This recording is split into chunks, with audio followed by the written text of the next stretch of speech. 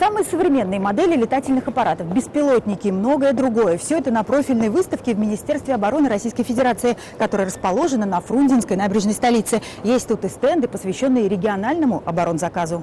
Снимать и фотографировать можно далеко не все, а бдительные военные просят убирать и телефоны. Самые интересные новинки оборонной техники демонстрируют министру Сергею Шойгу. Товарищ министр обороны Российской Федерации. Робот в военной форме вызывает улыбку, однако темы, которые позже затрагиваются на международной конференции, не шуточные. Ее участники – военные, руководители регионов, государственных структур, силовых ведомств. В этом году приглашены гости из Казахстана и Белоруссии. За прошедшие 5 лет было сделано немало.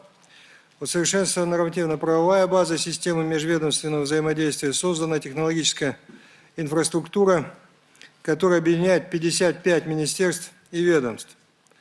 Выстроена эффективная система взаимоотношений с субъектами Российской Федерации. Это ежегодно подтверждается в ходе стратегических командно-штабных учений, в которых задействованы все регионы страны. Регионы, особенно те предприятия, на территории которых выполняет государственный оборонный заказ, представлены руководителями. Рустам Минниханов также стал гостем мероприятия, к тому же награждаемым. Президент Республики Татарстан.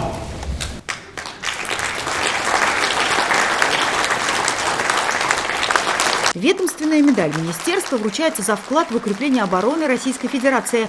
Ну а после приятной части работа конференции продолжилась уже за закрытыми для журналистов дверями. Дина Газалиева, Матвей Шинкаренко, Александр Ярошов, ТНВ, Москва. Смотрите все новости дня, программы и фильмы в наилучшем качестве на YouTube-канале ТНВ. Подписывайтесь.